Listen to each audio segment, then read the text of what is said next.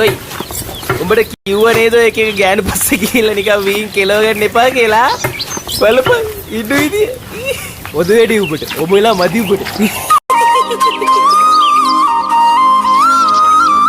Abing with a Madura.